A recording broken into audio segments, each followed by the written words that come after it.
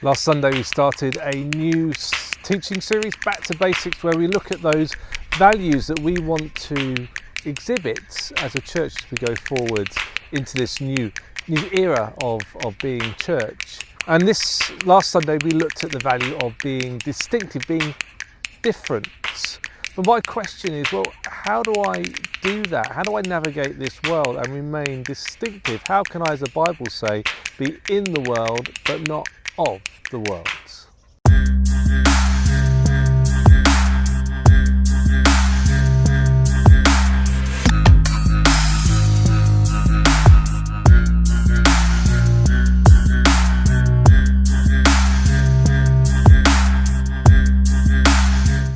You see, life is a lot easier when there are rules and regulations, when things are black and white, when you know what to do and what not to do.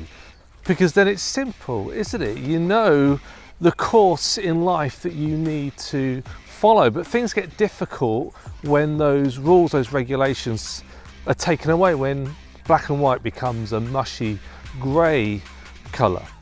And that must have been what it was like for those early Christians, those followers of Jesus Christ, as they moved away from their Jewish roots and became a separate faith in its own right. And those early Christians would have been pulled in, well, two opposing directions. On the one hand, there were the Judaizers, the circumcision group, those people who said to those Christians, yes, we're saved by Jesus, yes, we're saved by grace, by faith, not by works, but you still need to follow all of these Jewish rules, and circumcision being one of them.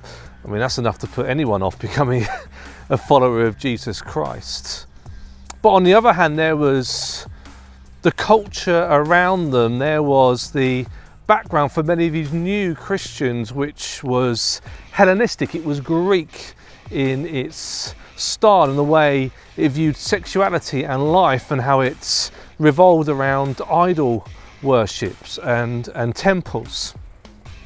So these early Christians had to walk this fine line, this tightrope walk between, on the one hand, being very black and white, very rule focused about separation, and on the other hand there was this kind of, well, anything goes really, where you just go with whatever the culture believes and values that you find yourself within.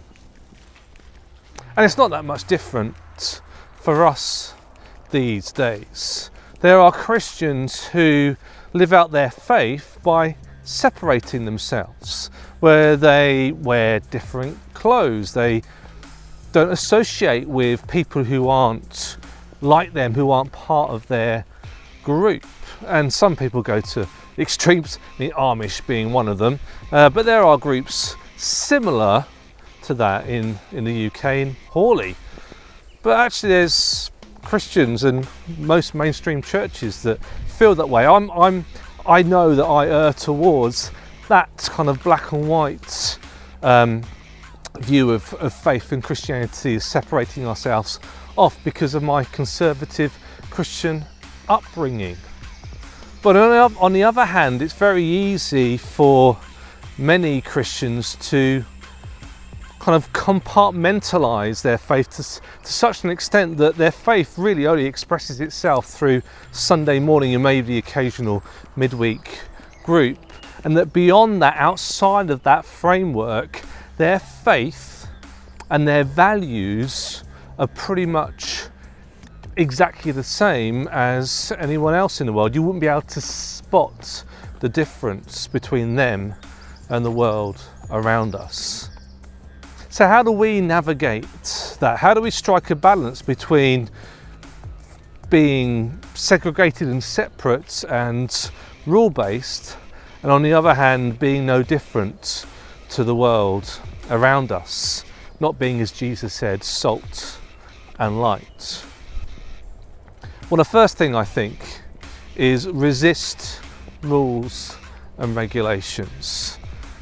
It's so easy for us, particularly me, to add on conditions to our salvation, to our faith. That actually, to be a follower of Jesus Christ, we need to do this and this and this and that this way, and behave this way, and dress a certain way. We need to resist that. In fact, Paul said in his letter to the church in Galatia, who were struggling with these sort of problems, particularly with the influence of that Jewish group, the only thing that matters is your faith expressed through love. The only thing that matters is your faith expressed through love. And that means that we serve people humbly.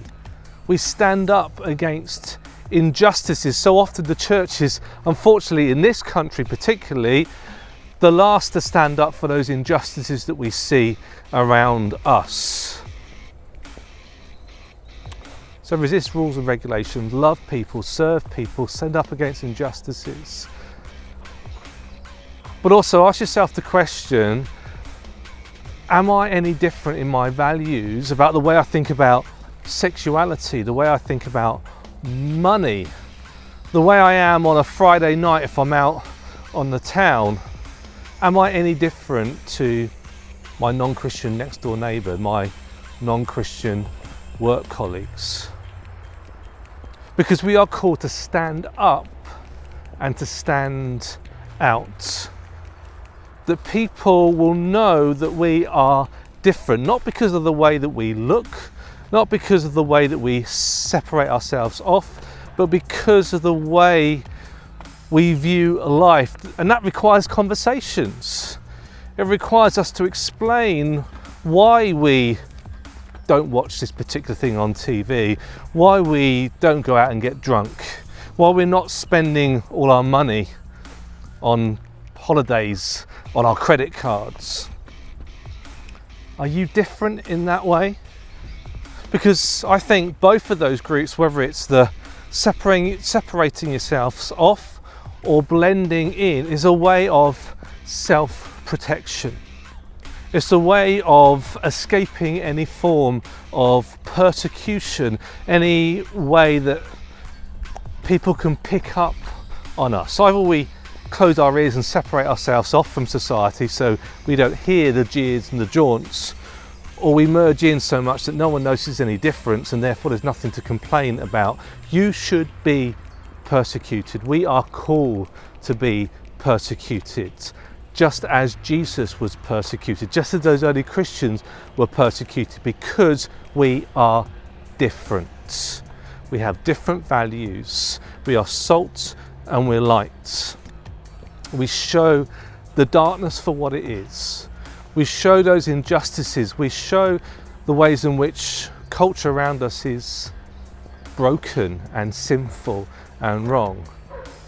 And you know what? When you do that, people don't like it. So I think the litmus test really is, are you getting flack for your faith? Because if you're not, then maybe you're not different enough.